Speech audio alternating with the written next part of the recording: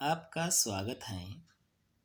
मैं श्री पी बिरारी, सहायक प्राध्यापक, मराठा विद्याप्रसारक समाज संचालित कर्मवीर शांताराम बापू कोंडाजी वावरे कला विज्ञान व वाणिज्य महाविद्यालय सिडको नासिक। मैं आज आपको संत कबीर का परिचय इस विषय पर जानकारी दूंगा। मध्यकालीन संत कवियों में कबीर का स्थान महत्वपूर्ण है। संत साहित्य परंपरा में उनका योगदान अनन्य साधारण है। कबीर मध्यकाल के ऐसे संत कवि हैं जिन्होंने भारतीय समाज एवं साहित्य को दूर तक प्रभावित किया है। संत नामदेव ने जिस निर्गुण काव्यधारा का आरंभ किया था, उसे पहचान देने का कार्य कबीर ने किया है। संत कबीर का जीवन परिचय। कबीर के जीवन संबंधी अनेक जनश्रुतियाँ प्रचलित हैं। उन्होंने अपने बारे में बहुत कम बातें कही हैं, इसलिए उनके जीवन वृत्तांत को लेकर प्रामाणिक बातें बहुत कम उपलब्ध हैं। अतः कबीर का जीवन वृत्त रहस्यमय है। कबीर का जन्म कब और कहाँ हुआ, यह निश्चित रूप से नहीं कहा जा सकता है। फिर भी अधिकांश विद्वानों का यह मानना है कि उनका जन्म 1398 ईस्वी सन में काशी के समीप हुआ है। भक्तमाल राम रसिकावली के अनुसार उनका जन्म स्वामी रामानंद के आशीर्वाद के फलस्वरूप एक विधवा ब्राह्मणी के गर्भ से हुआ था। उस विधवा ब्राह्मणी ने लोक लज्जा के भय से उन्हें लहरतारा तालाब के निकट फेंक दिया। संयोगवश नीरू नामक एक जुलाहा अपनी पत्नी नीमा के साथ उसी मार्ग से जा रहा था। नीरू संतानहीन था, अतएव उसने उस नवजात शिशु को रोते हुए देखा और भाव विभोर होकर उन्होंने उसे उठा लिया तथा उसका पुत्रवत पालन पोषण भी किया। कबीर की मृत्यु के संदर्भ में विद्वानों का मानना है कि उनकी मृत्यु सन 1518 ईस्वी सन में मगहर में हुई है। अतः उनकी जन्म मृत्यु तथा वंश को लेकर विद्वानों में मतभेद रहे हैं। कबीर के माता पिता मुसलमान थे और जुलाहा जाति से संबंधित थे। वहाँ ही कबीर का पालन पोषण हुआ। मुस्लिम जुलाहा परिवार में पालन पोषण होने के कारण वह स्वयं को जुलाहा कहते थे। अतः उसका पालन पोषण नीरू और नीमा इन्होंने किया, इसलिए वही उनके माता पिता बने। इस दृष्टि से पिता के रूप में नीरू और माता के रूप में नीमा है। कबीर को 2 पत्नियां थी। पहली पत्नी का नाम लोई व दूसरी का नाम धनिया था। कबीर को 2 संतानें थी। बेटे का नाम कमाल और बेटी का नाम कमाली था। गुरु के संदर्भ में विद्वानों में मतभेद रहे हैं।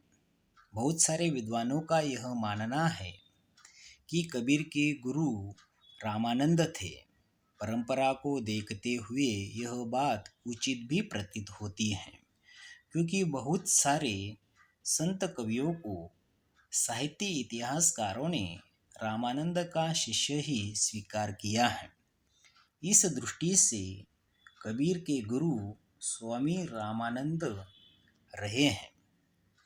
कबीर ने भारत भ्रमण किया है, तो इस प्रकार जो उन्होंने भ्रमण किया, जो ज्ञान प्राप्त किया, उस ज्ञान का उपयोग उन्होंने अपने साहित्य में किया है तथा अपने अनुभव का दायरा भी बढ़ाया है। संत कबीर सिकंदर लोदी के समकालीन रहे हैं।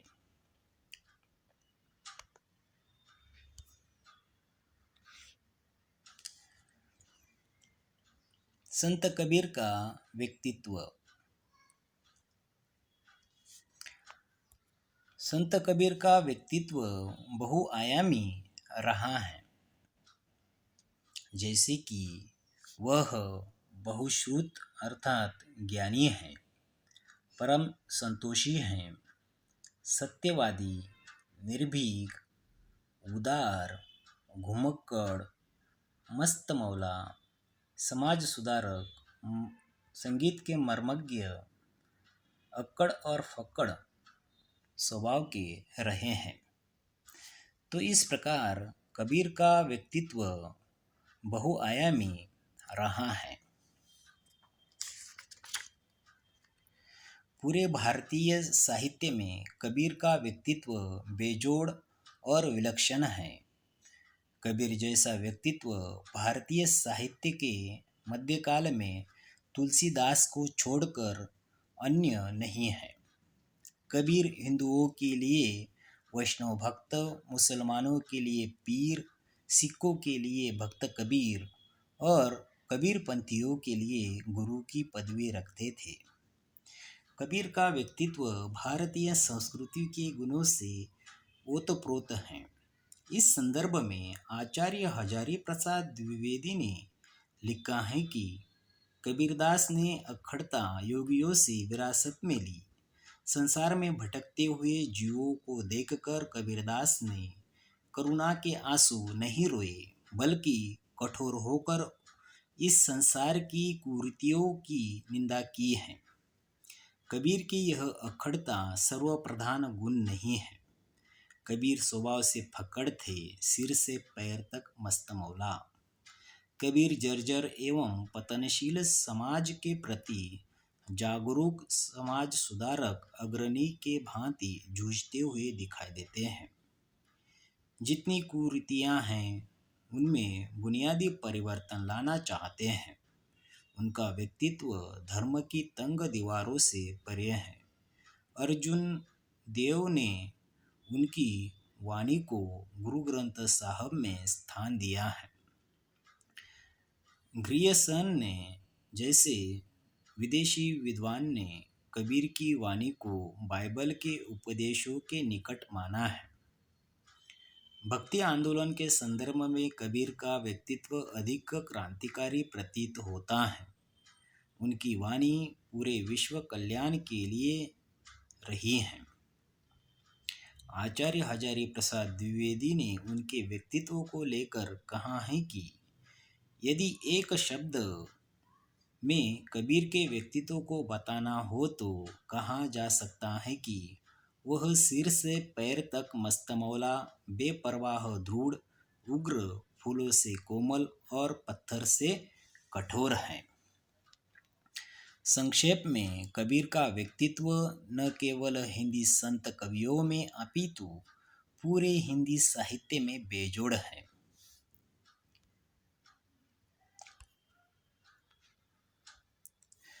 संत कबीर का कृतित्व अर्थात रचनाएं। कबीर की रचनाओं के बारे में आलोचकों में मतभेद है। उनकी वाणी मौखिक और लिखित दोनों रूपों में मिलती है। यह कबीर का लिखा लिखाया या उसका अभिप्राय साहित्य सृजन नहीं था। वह तो केवल समाज सुधार या मानव कल्याण के लिए अपने विचारों का प्रयोग करना चाहते थे। यह कहना कठिन है कि कबीर वाणी का मूल रूप किसी क्रम में प्रस्तुत हुआ होगा। कबीर के बहुत सारे शिष्यों ने उनके मुख से उच्चारित वाणी को कंठस्थ करने के बाद लिपिबद्ध किया होगा। अतः संत कबीर पढ़े लिखे न होकर अनपढ़ थे। उन्होंने कुछ नहीं लिखा। उन्होंने स्वयं इस बात को स्वीकार किया है कि उन्होंने कभी कागज को स्पर्श नहीं किया और न ही कभी कलम हाथ में ली। जैसे कि मसी कागज छुओ नहीं, कलम गइयो नहीं हाथ, चारों जुग महतम कबीर मुख ही जनाई बात। उन्होंने जीवन जगत की अनुभूतियों और विचार श्रृंखलाओं को सही ढंग से अपनी वाणी द्वारा प्रकट किया है। कबीर के शिष्य ने पद तथा दोहों को लिपिबद्ध रूप दिया है। कबीर की कृतियों को लेकर विद्वानों में मतभेद रहे हैं, फिर भी उनकी फिर भी बीजक उनकी प्रामाणिक रचना मानी गई है। इनके 3 भाग रहे हैं, साकी, सबद और रामायणी। सिखों का धार्मिक ग्रंथ गुरु ग्रंथ साहब में इसके 243 दोहे संकलित हैं। आधुनिक काल में विभिन्न स्रोतों से प्राप्त कबीर के काव्य को कबीर ग्रंथावली में संकलित किया गया है।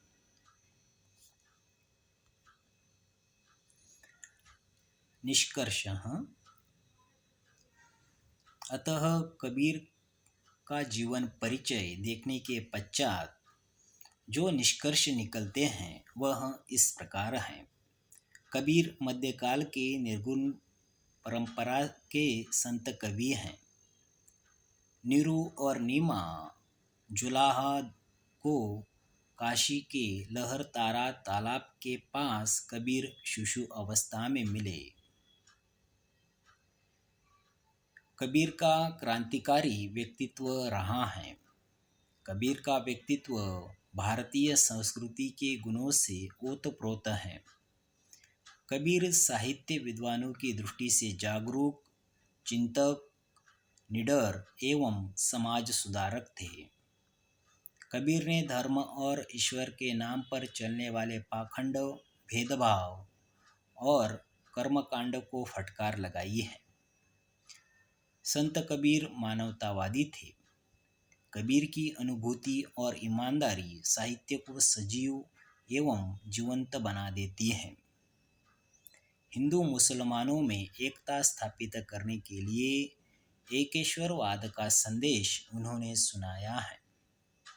कबीर ने जाति पाति भेद का प्रखर विरोध किया है।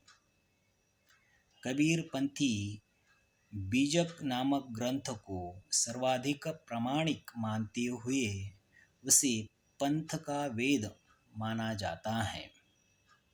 संत कबीर का काव्य मुक्तक प्रधान है। अंत में संत कबीर के संदर्भ में जो भी कुछ जानकारी प्राप्त हुई है वह यहाँ संदर्भ ग्रंथ सूची में दर्शाई गई है। धन्यवाद।